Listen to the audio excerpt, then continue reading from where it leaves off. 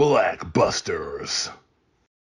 What's cracking, family? We are back with another episode of BlackBusters, the best movie review podcast in the world. In the world, Craig. In the world, Craig. Mm-hmm. In the world, Craig.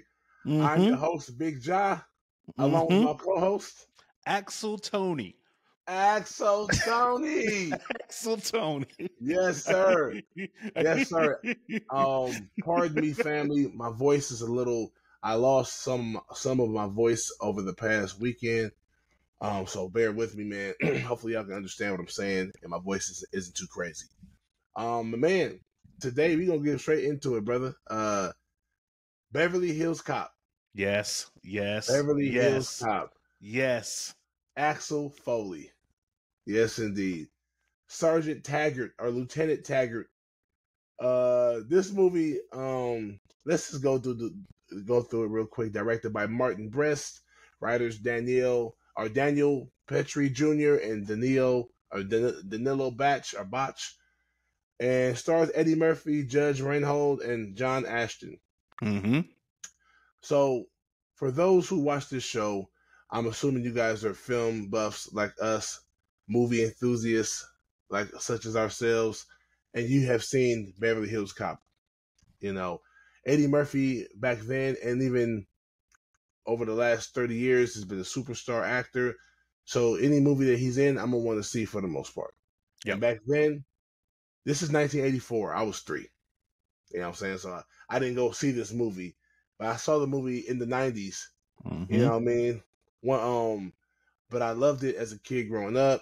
Eddie Murphy was one of my favorite guys to watch, as I'm sure he was for a lot of us.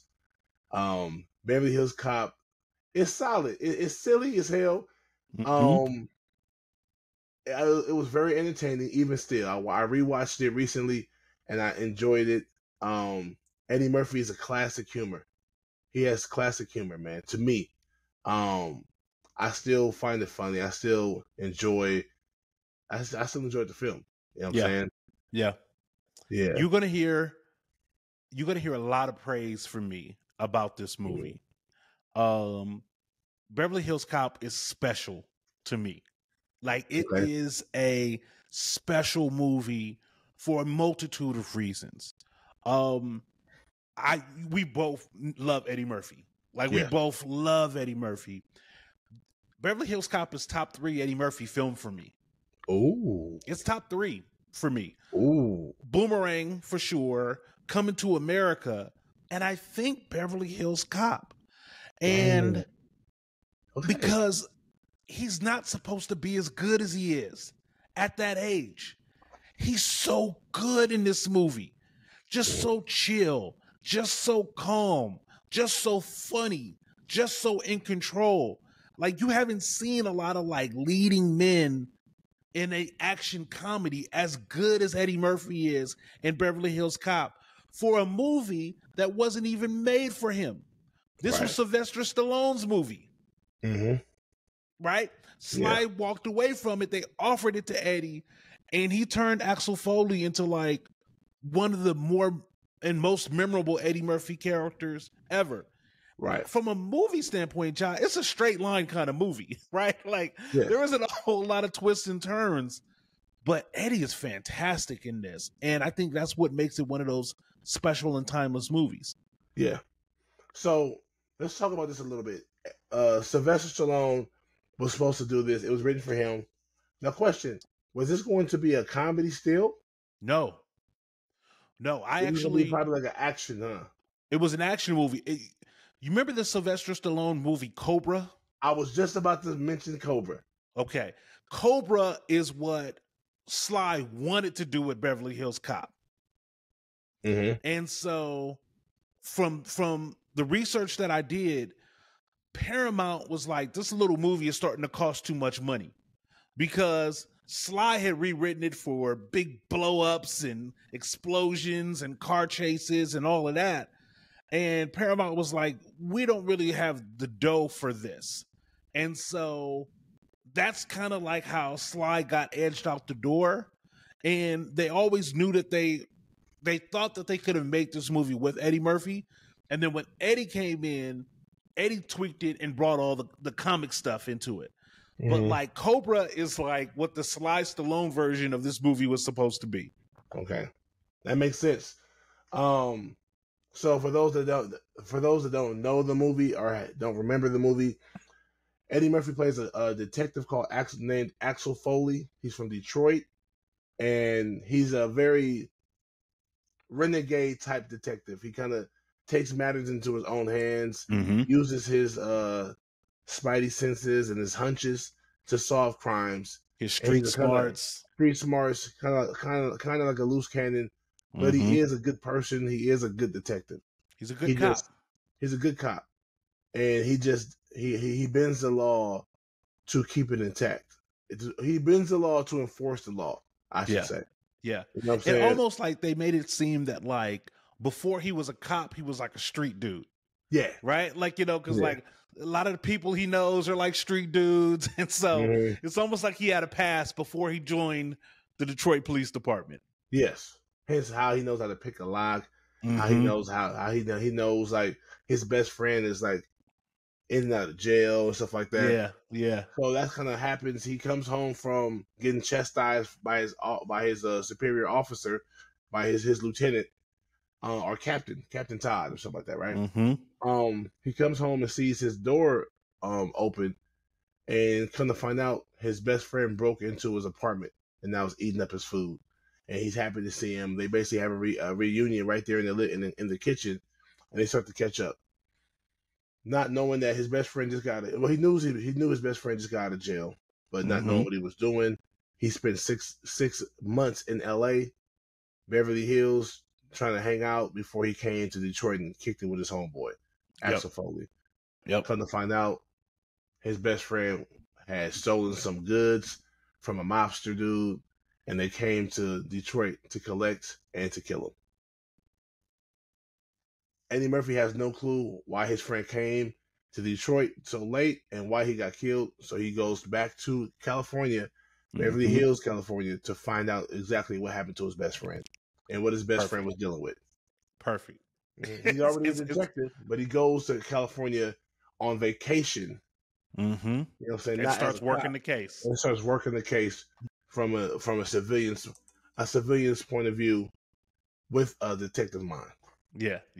And I love it. Like I said, like he's, as much as he's a fish out of water, everybody in Beverly Hills is kind of uptight and he's just kind of like chill. He's got that Detroit kind of swagger and flow to him.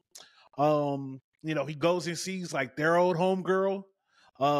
Who's happy to see him. She's real happy to see him. They're laughing and joking. You get that great moment with Serge, Yeah, get the fuck out of here! Get the fuck out of here! Can I do it? You want little espresso, little twist with the lime. Yeah. It's very good. You should try it. It's very good. Very good. Yeah. And see, like to me, like if you love Eddie, that's a scene that I love, right? Because I don't know how much of it was scripted or how much of it was actually on paper, but like just that banter, just that kind of, it lets you know that like that Axel is in town and Axel loves people. He gets with Jenny, gets some more information. Axel don't really get mad until he goes to Victor Maitland's crib office and gets thrown out the window. And he's like, that's some bullshit. Right? like you took me to jail for getting, thrown out of a window. Now he's on the case. Now, he recognizes that, like, look, the shit that happened with Mikey, this guy has something to do with it. Because all I did was come in here and ask some questions about my guy, and you obviously lied, and had my ass thrown out the window. Okay, now the game is on. Right. Now let's talk about this real quick. Thrown out a window. Yeah. Come on. I said, wow. So some of these things didn't translate well, but they shouldn't have translated back then either. Right. You know what I'm saying? Like he goes through with all that security. Why was he even allowed to get up the stairs? Yeah, I mean, he just kind of barged his way in. You know, He Like, didn't even barge. He had the flowers, and she said, "You can't go up there." He was like, "Well, I have to." He yeah, walks up the stairs with the flowers. And he walks straight into the office, and no one does anything until Victor Maitland calls for them, mm-hmm. and it's like six guys come out of like a room, Yeah, and then they carry him downstairs. He's struggling, cussing them out, and they throw it as opposed to just walking him through the door. right, They throw him through the window. right. A corporate building in Beverly Hills. That doesn't seem realistic. That doesn't You, seem you, realistic. you know how much it's going to cost to fix that window? Yeah, They have the money for it, of course, but what about the time? They're going to right. sit there. It's bad for business. They got a broken window, a huge broken space. This is true. Like, in their especially building. when everything in Beverly Hills is supposed to be so Pristine. polished and pristine and manicured that like they would just have a broken window and just eat the cost for no reason. And eat the look. Yeah, exactly. Yeah. That part, yeah. I mean, you know, But for the sake of the action part, it was extra. Yeah. That was extra. It was because they needed to get a way to get him arrested beyond just like trespassing, right? Like, you know, we've got like the writers and the directors have to get Detroit Axel into the Beverly Hills, you know, squad car and ultimately inside of the Beverly Hills Police Department for us to meet all of our other key characters, right? Like, Right. you know, like we need that in order to, you know, to meet Taggart, in order to meet Bogomil, you know, in order to meet Rosewood. Like we got to get him inside the police department. And I love it. It's one of my favorite lines when the police are transporting him and he looks in, he goes, this is the nicest police car I've ever been in. Right? Right. You could tell Axel was like, this is a whole different world for me. This is like, crazy. Yeah, your squad cars are pristine and immaculate. He went to and you see the difference between the precinct in Beverly Hills and the precinct in Detroit. And I like how they did that. So at the beginning of the movie, you see the B-roll of Detroit and how broken down it is, and how this is the everyday life of someone that's from Detroit. Mm-hmm. The city doesn't look clean. It looks vibrant with people because a lot of people there, but all these people just look like not vibrant. They just sitting there. You see a little kid drinking milk from a cup, and then he's dripping milk all down his face. I don't know if you noticed that. Yeah.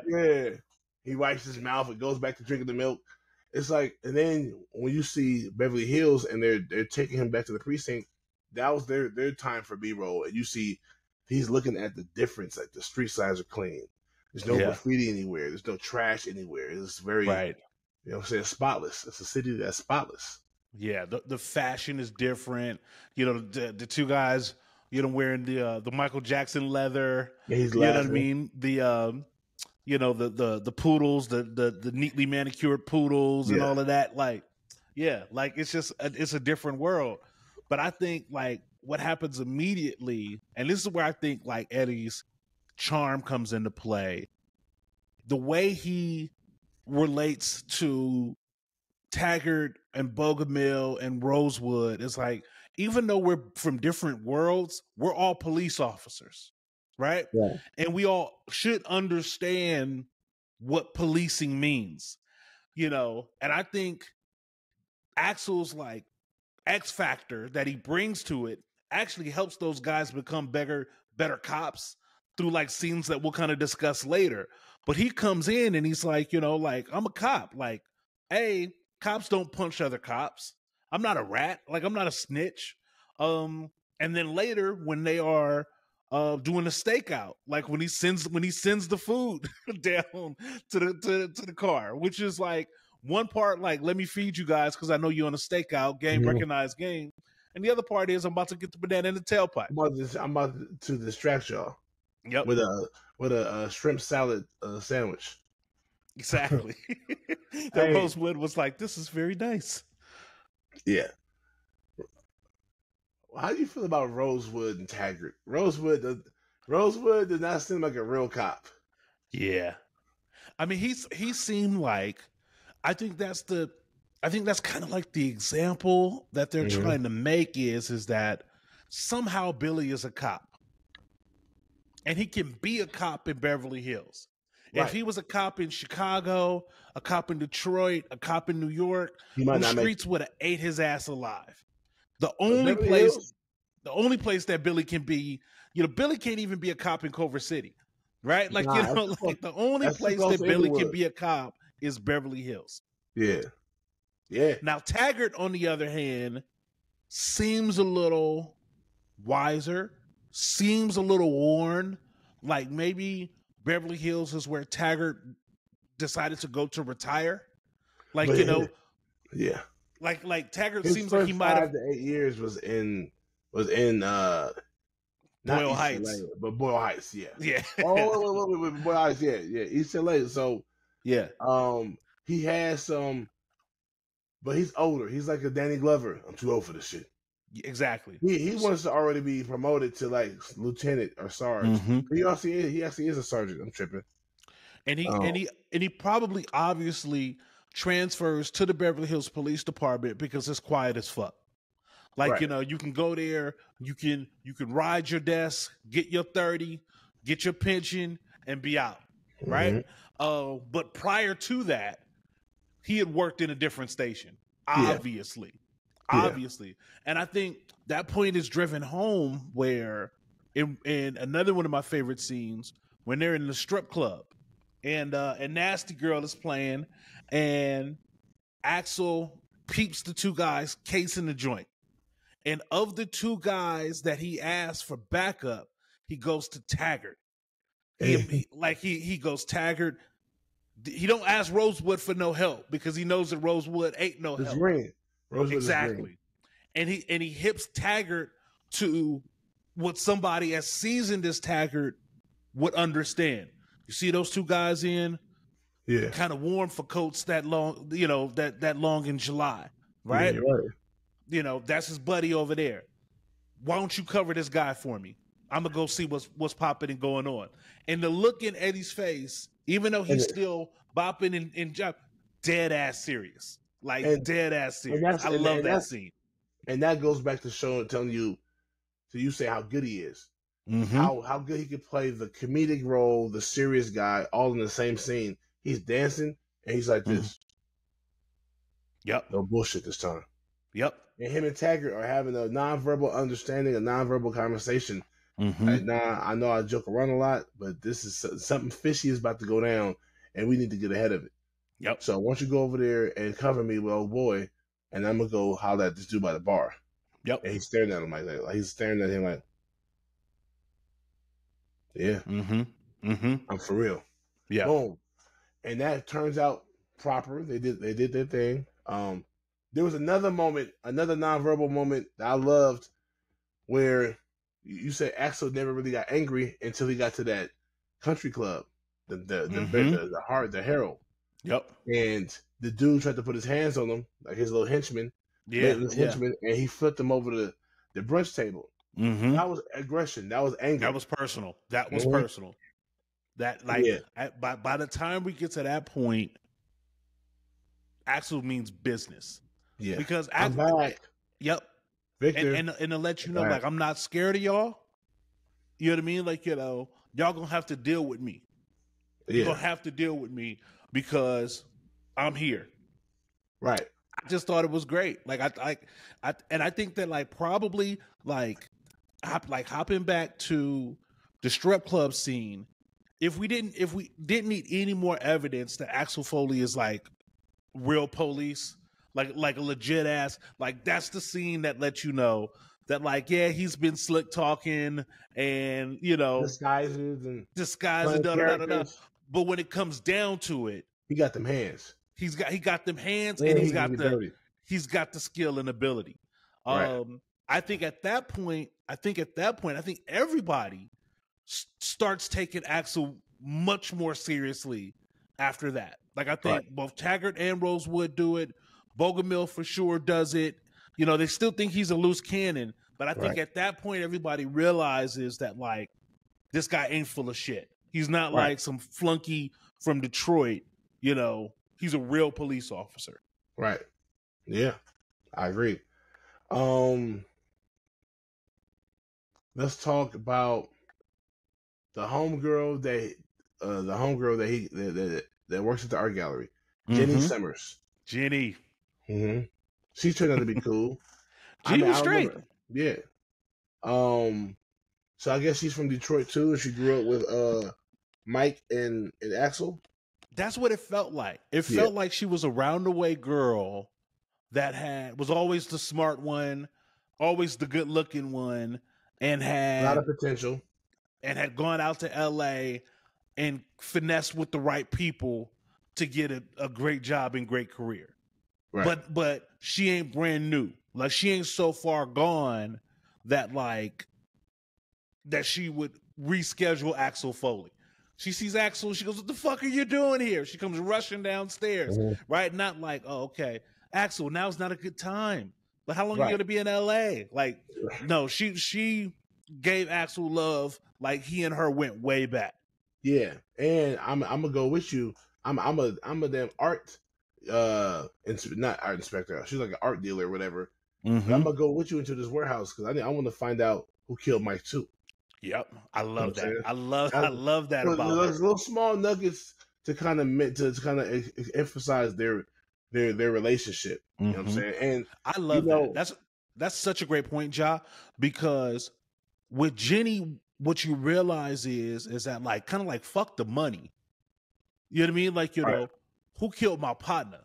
Like Mikey was somebody important to her, and she was not above getting her hands dirty to find out what happened to Mikey.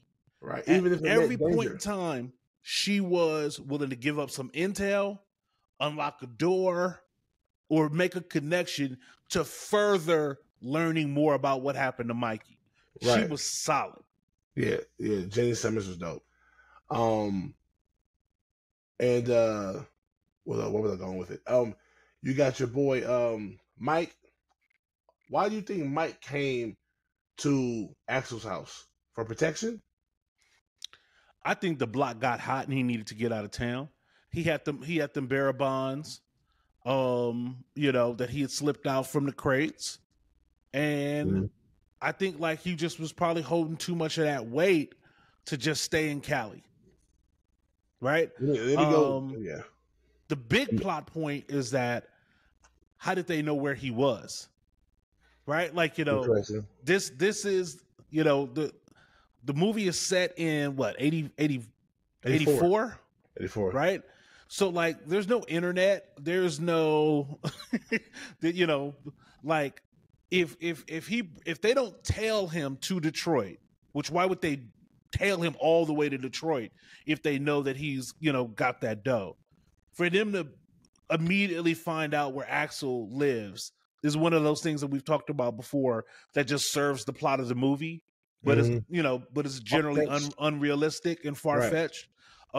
It also makes sense that like if they're gonna do Mikey in the hallway, that they would do Axel too, right? Like, you know, like it doesn't make sense that they just, you know, knock Axel out, kill the homie in cold blood, and leave witnesses, like, or leave like, you know, somebody alive. It makes sense that if we're dealing with that kind of level of criminal, they don't have time to be deciding whether someone should or should not live. Just kill them both and let's go. Right. Also, another weird situation. We know he didn't drive that bucket to California from Detroit. Right. Come on, man. The parking didn't even work. The parking, right. You know what I'm saying? He had to put it in emergency park. You know what I'm saying? Like, he drove that car, that jalopy, that bucket from Detroit. Ain't no way in hell to Beverly Hills. No way. Ain't no way in hell. Ain't no way, that car. I doubt that car would get through like Des Moines. It wouldn't even get to Denver before it fell apart. So yeah, like I don't believe that at all. And you know what? I don't even think I picked up on the fact that was the same car. I think when I was little, I always imagined that he took a plane and like had a rental. But it wasn't until like this last watching that I realized that in the opening credits he's rolling that bucket. Like it's still the same bucket. I mean, how much vacation time did he have? Like how long? What's the drive from Detroit to Beverly Hills? Yeah.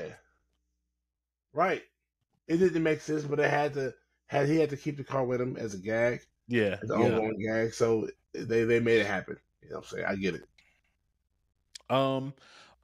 Movie has some pretty fun little cameos. You get to see a little Damon Wayans as the fruit man.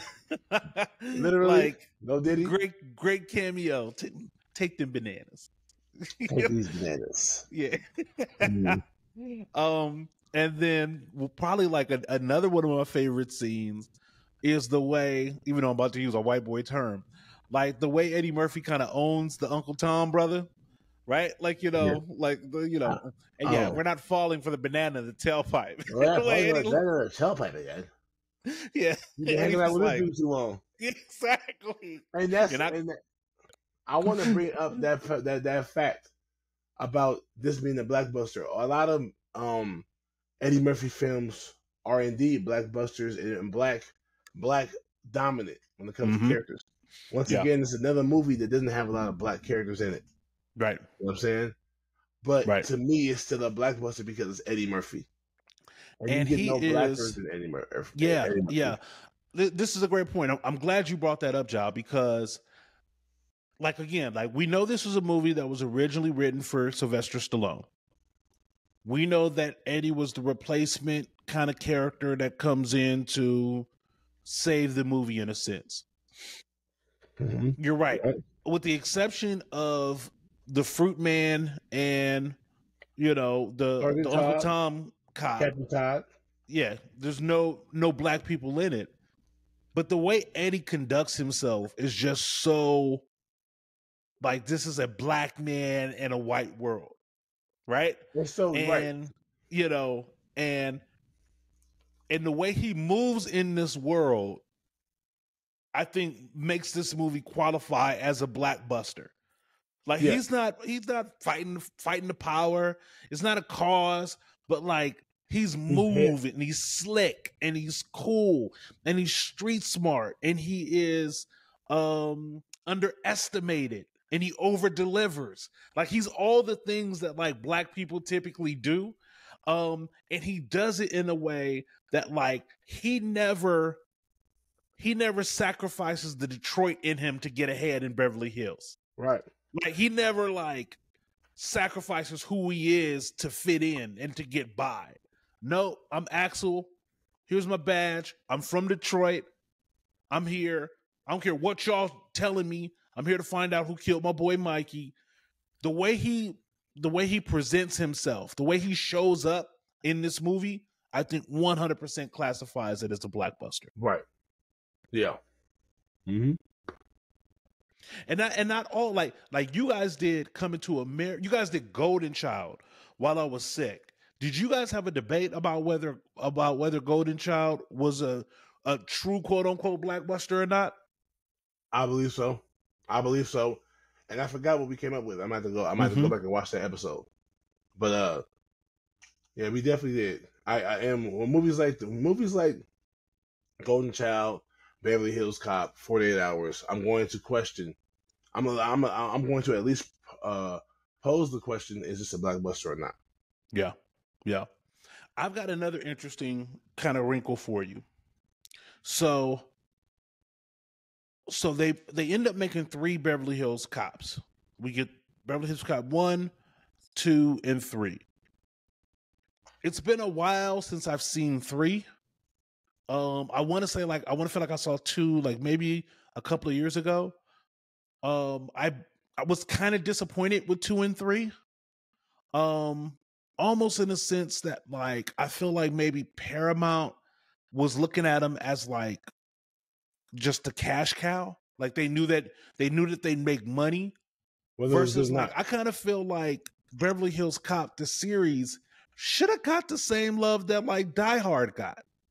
Right? Like, like Die Hard and Beverly Hills Cop are not that dissimilar of movies.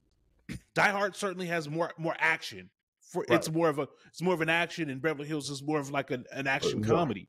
Yeah. But we've got like these protagonists up against the odd kind of situations. They're both fish out of water. They're both not from LA that are in, town for a thing. And it's almost like they treated the Die Hard trilogies with maybe more respect than they treated the Beverly Hills Cop trilogies. Because like Beverly Hills Cop 2 should have been as big and bold as Die Hard 2.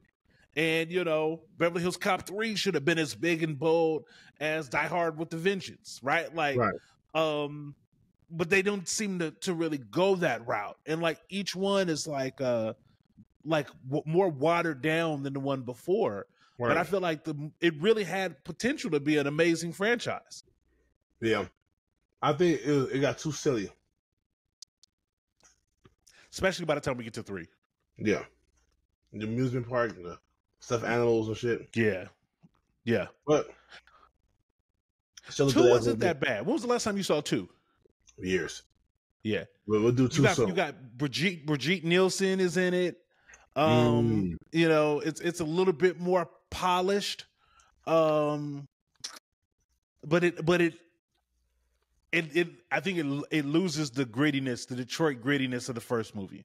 Right. Like, it's a little bit more popcorn, a little bit more studio, little cleaner. Looks like some shit Michael Bay would direct. Right. But I think the Beverly Hills Cop, I mean, if you think like Stallone had Rambo, so he had his, Bruce Willis, of course, had the Die Hards. Arnold Schwarzenegger had... Eddie was right there for an action series. Yeah. Yeah.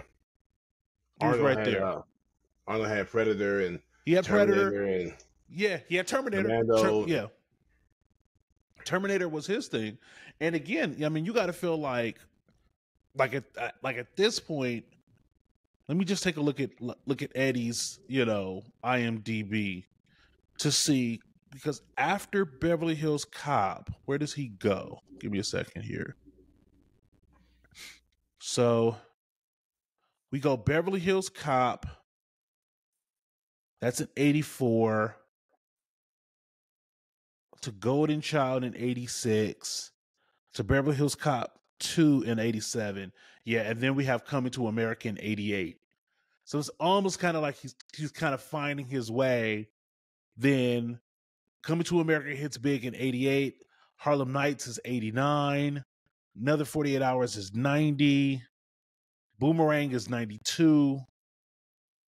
And then it's just up and on. It just keeps going. But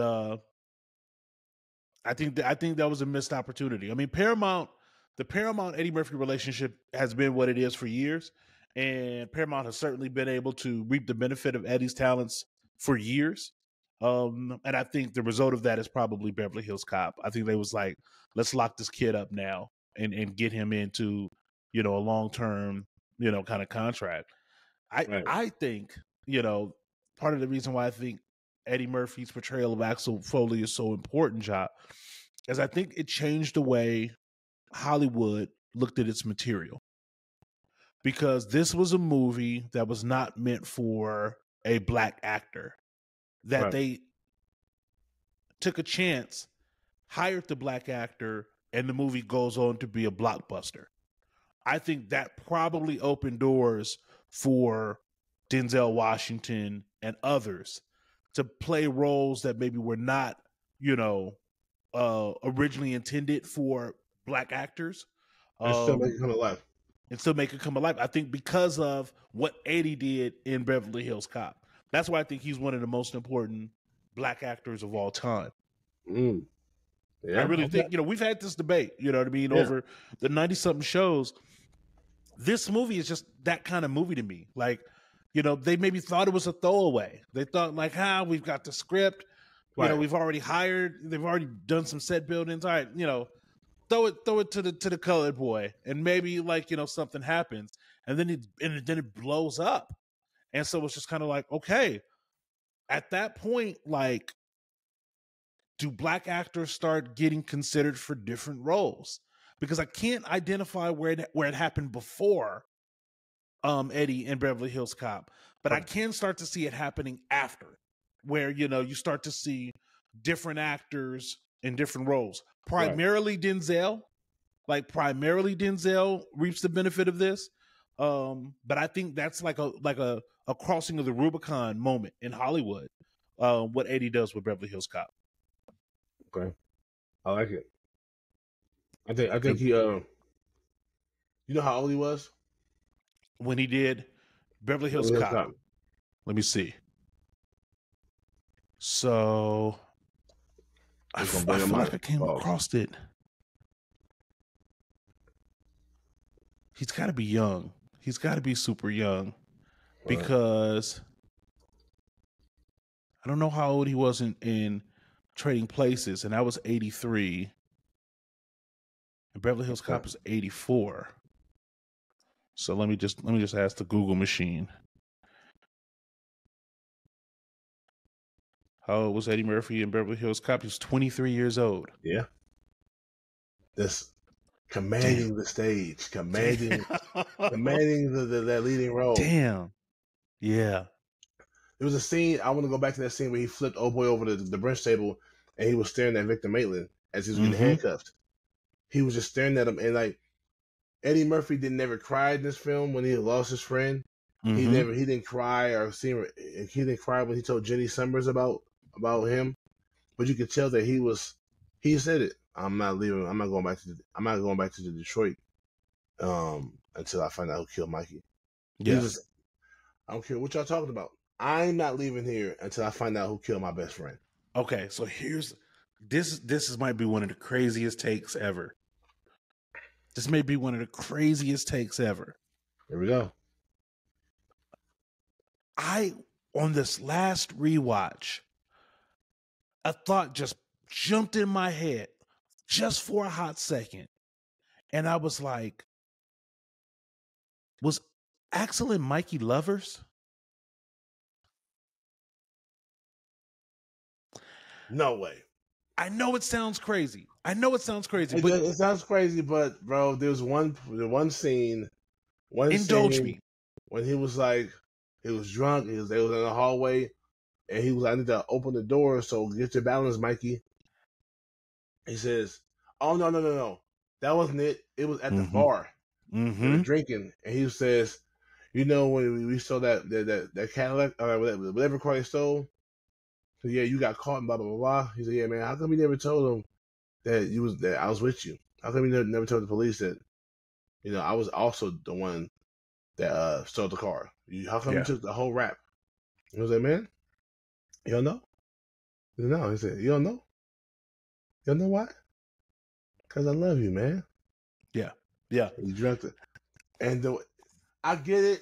I think but no. The answer to the question is no. I get it. I know, and I know that the answer to the question is no as well. However, what, nobody smashing Jenny? Fine ass. So think about it like this: during this whole time, there's no sexual energy between Axel and Jenny at all.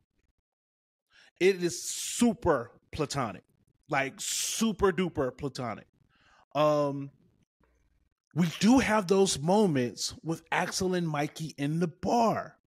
And there is a closeness to that relationship that's different than how like bros are shown on screen, right? Yes, but the only reason why I'm gonna stall them because it's 84. I get it. And but even more the point. Men were ultra masculine in 84. Not necessarily because they were that's true. They were the Jerry curls, tops, the net white beaters with the gloves. Yeah. That's Shalimar era. I know it's damn near sacrilege, but it was an interesting eyebrow raise moment that I noticed this time around. Like, I felt it and I ignored it. I said, nah. Right. Can't be. I mean, and again, the greatest counter argument is that of course Eddie wants to go to the strip club. But even Eddie's behavior in the strip club is not exactly. It's not like Eddie's not acting like a heterosexual man in the strip club. He acts like he's actually there with his gay homegirl, right? Like he's temper. Exactly. Like almost like it's a field trip for him. So I agree with you. I don't believe that it was the case. It certainly doesn't change the movie for me if it was the case, but it's not like there are not a couple of breadcrumbs to follow. They lead to nowhere. They lead to nowhere. Damn it. But he was riding really hard for Mikey, and it's either Mikey was my boy and I'm avenging his death. But if you combine that with some of the sus stuff, an argument could be made that like Mikey was his long lost love, and that's why he's in LA riding so hard to get vengeance, because it's more than Mikey was his best friend. Mikey was his guy. And again, a lot of it is just revealed by the way that they interact. Like anybody that thinks I'm hating, go back and watch those scenes. They are close in proximity. They're touching each other. You don't know why? Because I love you. Hand on the neck. Yeah, just like, and then almost the way, last point, the way that Eddie prepares to open the apartment after they've been out drinking almost feels like the way two people that are coming right? Like I know I'm not. I know I'm off, but I'm not. You gotta be off. You gotta be off. But there's evidence here. There's potential evidence. It's non-conclusive evidence. It's definitely inconclusive. But I'm just saying, I never saw their relationship in that way. I never even thought it was a possibility until this last rewatch. If I'm being honest, that scene at the bar, I was like, it happened to you too. It made me feel a little uneasy, a little bit. Yeah, and just and again, like, we've seen these movies so many times that when I rewatch something and I see something for the first time, now I want to dive into it. Now, like, I'm rewinding back and I'm looking through all the scenes and I'm looking at it with that like perspective, because again, it's something that I never noticed before. All the years of watching Beverly Hills Cop, I never noticed it until, like you said, to that same point that you brought up. You know why, right? You know why? Because I love you, right? Like, and I was just like, that's an odd thing for a man to say to another man, right? that's not, it's not. But it's an odd thing to say it the way they said it. Exactly. Because the homie I just drove down from the Bay last night, or this morning actually, and the homie dropped me off. I said, "Hey, bro, man, safe trip, man. Make sure that you get home safe, bro. If you gotta pull over, and take a nap for 20 minutes, do that. But I love you, dog. Be safe." As opposed to like, "Cause I love you." Yeah, that's what I'm saying. That's what I'm saying. But you're wrong. And I get your take. Yeah, it's interesting to talk about, but you're wrong. I get Axel Foley and Mikey aren't lovers. I get it. I get it, John. I get it 100%. 100%. But that was a fun, it was fun for me to walk around that. I get it. I 100% get it.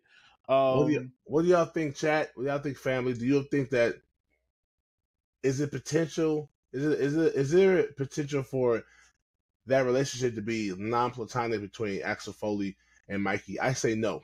It's not possible. All right, there's no potential there. There's a couple of more. There's a couple of nuggets there. There's a couple of other little nuggets here that I'd like to add on to more evidence in support of.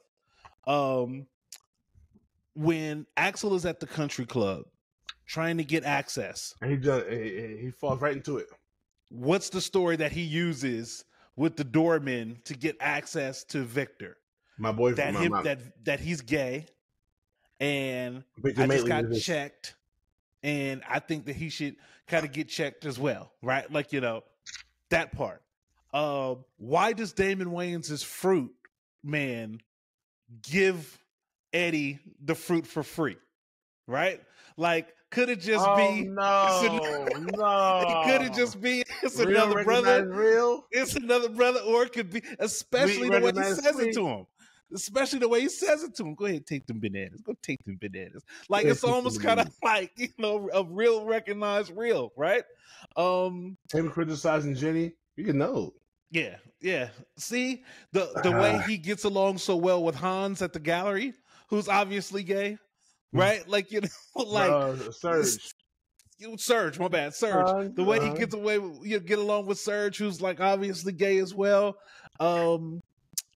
Like, now it's just like, okay, all of those things, like, out of all the ways that he could have thought about to get into that country club, he chooses, the gay man kind of thing. It's just, it's an interesting thing. And then it makes the dynamic between Mikey, Axel, and Jenny make a lot more sense, because, like, I don't get the feeling that, like, Jenny had a romantic or sexual history with any of them.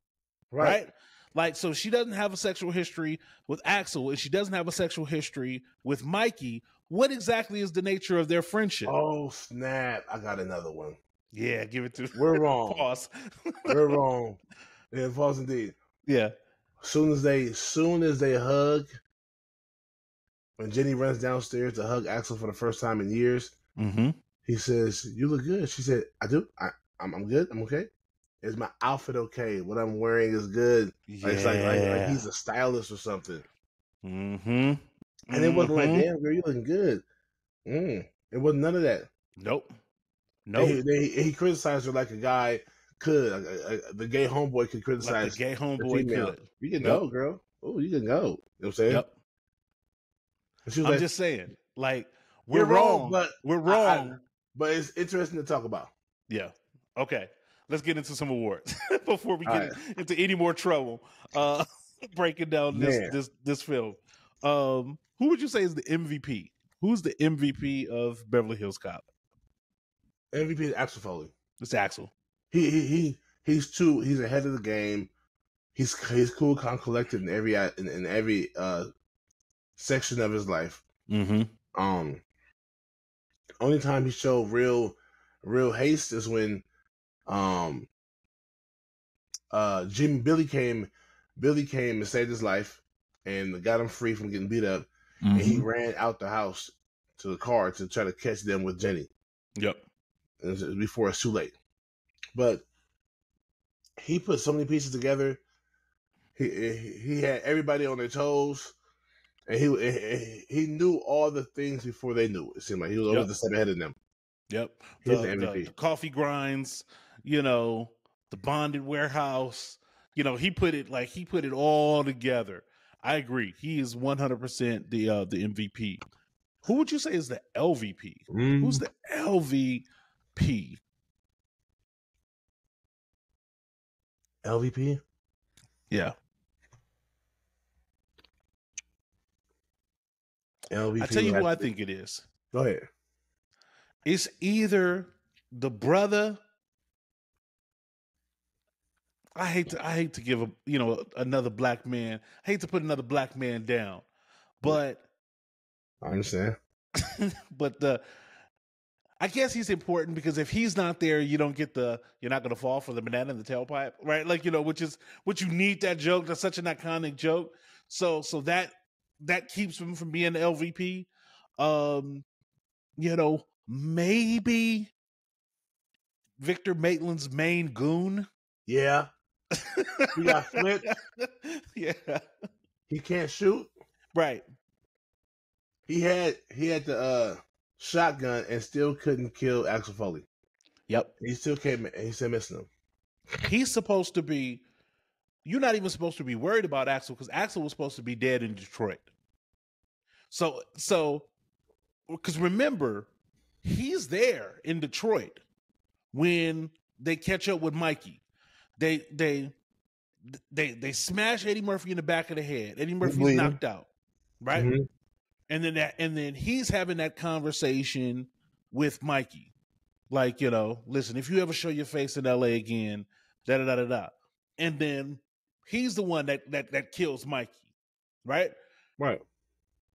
If he does what a goon is supposed to do, a goon of his level, international crime, he's supposed to kill Axel in that driveway as well. Because he doesn't, Axel makes his way all the way to Beverly Hills and blows the whole shit up. So if your job, if you're the cleanup man, if you're the fixer for Victor Maitland, you're really poor at your job. Because not only do you leave this loose end, you're incapable of tying this loose end out, even when it's in your backyard, Beverly Hills, right? Like, you know, he had ample opportunities to make sure that Axel was dead and could not do it. So right. if you primary goon number one, you know, if you captain goon and you can't get it done, that's LVP shit to me. Right. Right. He wasn't very successful in anything he did. Right. It got tossed over the buffet, you know, line. It could only just stand there with mashed potatoes on his head, huffing and puffing, upset. Courage and way in his face. That's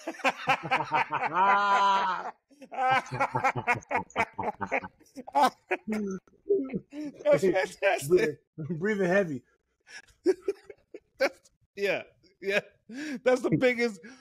That's one of the worst ways to go out. It's to you got Boobop flipped over a table in front of everybody. Yeah, and you can't do nothing about it. Ja, it's one thing to be like, the fight gets broken up before you get a chance to fight, and you physically upset. You know, security done got there, but if you got the curds and whey or the spaghetti, or like if somebody takes some Jello and throws and hits you in the fucking face, and all you can do is be mad with the shit on you, that's the lowest. No wipe off yet. No wipe off. Yeah, you so angry. You so angry. You probably don't even know it's there. Like, you don't even know that you got, you know, barbecue sauce and ketchup on the side of your face. Oh man, that's hilarious. That's hilarious. Down. Yeah. That's fucking funny. That's dope. Okay, so ranking. Let's put a name to that guy. So you're talking about the guy that the victim. Okay, that's Stephen Berkoff. Mm-hmm. But the guy we're talking about is Jonathan Banks. Is Zach? Is it Zach? Yes, because he's the one that went on to. The same guy plays a great thug in Breaking Bad. I was just going to say he's still out there henchmaning it very well. Yeah, he's a great, like, Jonathan Banks, Zach. It's so interesting the way kind of like Hollywood careers work, because, you know, he's of course got like a career, and he's done like a bunch of movies. Like, if you look at this guy, like, he's been in Beverly Hills Cop, he was in Gremlins, he was in 48 Hours. Was that? You know, he was in a bunch of stuff. Right. And then the big role that he gets is Breaking Bad, which kind of comes like towards the end of his career. It is very interesting. You know, he wins a SAG award. You know, which is ridiculous. You know, he's nominated. He was Emmy nominated. You know, who would have thought that the Curds and Whey guy, you know what I mean, just kept acting his way, found his way to the Emmy stage. Okay. Mm-hmm. Awards. Let's give Beverly Hills Cop scale 5 Black Fists to 1. How do you rank this movie? I rank this a 4, a solid 4. Very entertaining, very good movie. There's a couple what's the word I'm looking for? A couple continuity issues. Mm-hmm. You know, but I loved it. I enjoyed it. Rosewood did a great job. I loved his character. Yeah, the clean. I think the movie was dope. It's not a 5 for me only because of the way how long ago it was when it came out, and some of those jokes don't translate as well. Yeah. If I'm voting with my heart, you give it a 4. My heart wants to give this movie 5 black fists, just like because of how important it is to me. Right? I love Eddie Murphy. I love Beverly Hills Cop. Eddie's so good in it. I want to give it a 5, but it's a 4. It's a 4. It's a 4, and the only reason why it's a 4 is because you could tell like they were very tight guardrails with this, and they didn't give Eddie enough to do more. He could have done more. Like he's in a lot of the movie, but there's only a handful of scenes that he's in it, and in those scenes he steals those scenes. I mean, he absolutely cooks in this movie whenever he's on, but nobody else does really. Like it's like Eddie saves the show or nothing. Like Victor Maitland's not a great character. The Goon is not a great character. You know, Taggart and Bokenmiller are okay, but they're only okay when they're with Eddie. You know, when they're with Axel. So like the rest of the movie just kind of falls flat. It's still like a really good, straight and forward narrative movie. Eddie can't save the day. This is a 4. This is a high 4 for me. Like, you know, 4, this is a really strong 4. Yeah.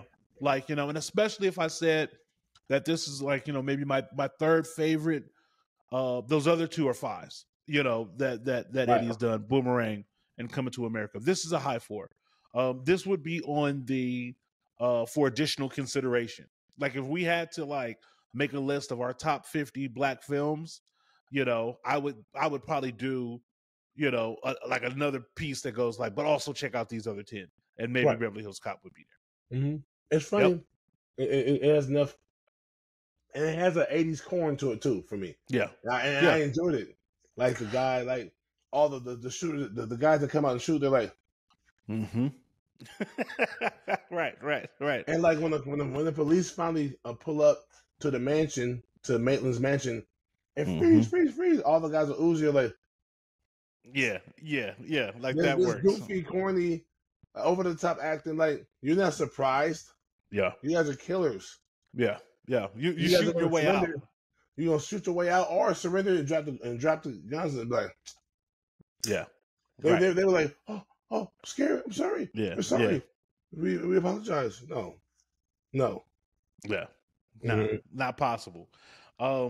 Shout out though to the soundtrack and score. That's such an iconic, you know, score. Good use of music in this movie. Thank you. Right? Like, you know, I enjoyed a lot of it. Like we got, you know, The Heat Is On and the Neutron Dance. The Heat Is On. New Attitude and Nasty Girl.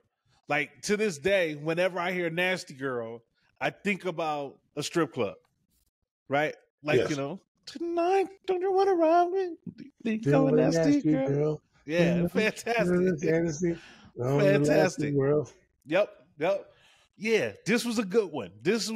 I was really happy to hop back into the world of Axel Foley. I certainly will look forward to watching Beverly Hills Cop 2 and 3. And then did you know there's a 4 coming out on Netflix? I heard. Yeah, so and I'm gonna show up for that too. So maybe right around the time that 4 comes out, maybe we'll jump in and do 2 and 3 so that we're right on time for 4. Let's do that. Yep. Let's do that. Let's see have they improved, have the characters developed, have the characters got stronger. I don't think it's gonna work. Because again, this goes back to when we were talking about Eddie and Candy Cane Lane. Yeah. Right? Which is like I kind of can already predict how this movie's gonna go. Like Exhibition Floyd. It's gonna be Exhibition Eddie. Right? Couple of jokes, you know what I mean? Like, you know, but he's not gonna be working too hard. I hear you. We'll see. Yep. We're gonna see. All right, family, that's it for this episode of BlackBusters, the best movie review podcast in the world. In the world, Craig. In the world, Craig. I am your host, Big John, along with my co-host, Axel Tony. Axel Tony, for the night, for the afternoon, for the week. All right, check us out next week, and we'll see y'all again, man. Be good or be good at it. Out of here, man. Pew.